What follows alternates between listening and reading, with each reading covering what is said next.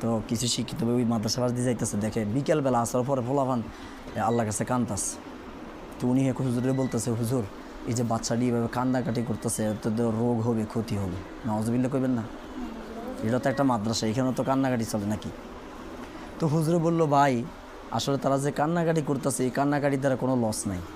তো হুজুরে উদাহরণ দিল, ভাই আজকে যদি আপনার চাকরি না থাকে, আপনি ইন্টারভিউ দিতে গেছেন, চাকরি যখন আপনি ফেল মারেন, অর্থাৎ আপনার চাকরি যদি না হয়, রাস্তার মধ্যে গড়াগড়ি খাইয়ে কাঁদেন, বা একটা অ্যাক্সিডেন্ট হলে গড়াগড়িতে কাঁদেন, বা আপনি মানুষকে দেখানোর জন্য কত অভিনয় করে কাঁদেন, ওটা কি জায়েজ আছে?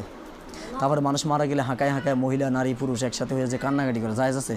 আল্লাহ তো সেই কান্নাকাটির কথা কয় না, আল্লাহ কাছে নির্জনে বসে আমার কাছে তোমরা চাও, কাঁদো, এরকম বহুত আয়াতও আছে, কোরআনও আছে, হাদিসও আছে। তো লোকটা বললো, না এইভাবে তো কান্নাকাটি ঠিক না। কয়, আপনি কি হাদিস কোরআন সম্পর্কে জানেন ভাই? আর আমি কান্নাকাটির দ্বারাই তো আল্লাহকে পাওয়া যায়। আল্লাহ তো কইছে, ফালিয়ে দেখো অলিলা মলিয়া বুকু কাসিরা, তোমরা কম কম হাসো, বেশি বেশি কাঁদো। কিন্তু আজকে আমাকে হাসাহাসি বেশি, কান্নাকাটি কম। আর এই দুনিয়াটা টিকে রয়েছে তো এই সমস্ত কান্নাকাটির দ্বারা, এই সমস্ত আল্লাহকে ডাকার দ্বারা। আপনার আছেন কই? যেমন আল্লাহ তাআলা কোরআনে বলেছেন, অলা রব্বুকুম উদউনি ইস্তাজিব লাকুম ইন্নাল্লাযীনা ইস্তাকবিরুনা আন ইবাদাতি সায়াদখুলুনা জাহান্নামা দাখিলিন। সূরা মুমিন না? এই সূরার মধ্যে, এই আয়াতটার মধ্যে আল্লাহ বলতেছে, তোমরা আমাকে ডাকো, আমি তোমাদের ডাকে কী করবো? সারা দিব। আর যারা আমার ইবাদতে কৃপণতা করে, আমি তাদেরকে অচিরে জাহান্নামে দিব, সায়াদখুলুনা জাহান্নামা দাখিলিন। অতএব বেশি বেশি কাঁদতে হবে আল্লাহর কাছে। কানবো কার কাছে? আমরা তো কান্দার একটা নির্ধারিত সময় বানাই নিছি, শবে বরাত, শবে কদর, সারা বছর দিন রাত যত আঁকামুখা আছে সব কিছু করার শেষে লাস্টে আপনার ওই শবে বরাত আর শবে কদরের সময় এই কী কান্নাকাটি, ওই সময় গুনাহ করে। বলবো কি গুনাহ? সারা রাত আবাদত বন্দি কী করে, ফজর নামাজ পড়তে পারে না, আছে না নেই? তো তোমার লাভ হইলো কি আবাদত দিয়ে? তুমি ওই আবাদতে টোকাইতেছ, সবসময় আবাদত করতে হবে। আর আসরের পরে এই সময়টা দোয়া কবিলের সময়। মাদ্রাসার ছাত্রদের রুটিন হয়েছে যে তোমরা মাগরিবের 10 মিনিট আগে মসজিদ ঢুকবে, আল্লাহ তাআলাকে ডাকবা, ডেকে কান্নাকাটি করবে। এটা তো সুন্দর একটা নিয়ম, এর একটা গঠনও আছে, বলবো। এই যে আপনার ব্রাহ্মণবাড়িয়ার একজন আল্লাহওয়ালা, তার নাম হইলে হজরত আলী আকবর সাহেব রহমতুল্লাহি আলাইহি। উনি তবলিগের কাজ করতেন। এই হজরত মাদ্রাসায় যখন হেফজখানায় পড়তো, সুন্দর একটা ঘটনা মসজিদে শুনলেন। যখন হেফজখানায় তিনি পড়তেন, তখন তিনি প্রতিদিন আসর পরে ছাত্ররা খেলাধুলা করতো, তিনি খেলাধুলা করতেন না। তিনি মসজিদের কোনায় বসে বসে কাঁদতেন, আল্লাহ আমাকে হজ করার তৌফিক দান করো, আমি হজ করতে চাই। তো অনেক দিন এরকম কাঁদতেছে, তিনি সবসময় কাঁদেন। আল্লাহ যাদেরকে আল্লাহওয়ালা বানান তাদেরকে আল্লাহর কাজে করান, সুবহানাল্লাহ বলতেন না? তো তিনি এভাবে কাঁদতেছেন, আল্লাহ তার দোয়া কবুল করে নিয়েছে। এক মহিলা স্বপ্নে দেখছে যে তিনি একজনকে হজ করাইতেছে।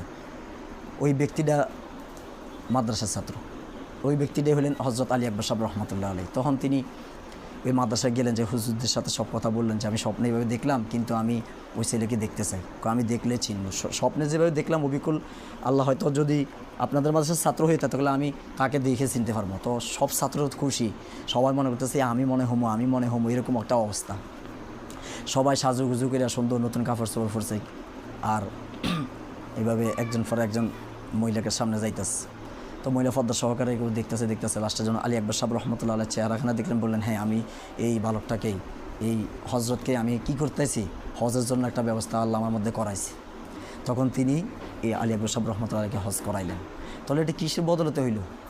দোয়া। এই জন্য রাসূল সাল্লাল্লাহু আলাইহি ওয়াসাল্লাম অসংখ্য এরকম দোয়ার ব্যাপারে অনেক হাদিস আছে আর কি। তো যাই হোক, যেমন মাল্লাম ইয়াসআলিল্লাহি ইয়াগদাবু আলাইহি, অর্থাৎ যে আল্লাহ তাআলার নিকট প্রার্থনা করে না, আল্লাহ তাদের উপর কী করেন? রাগান্বিত হন।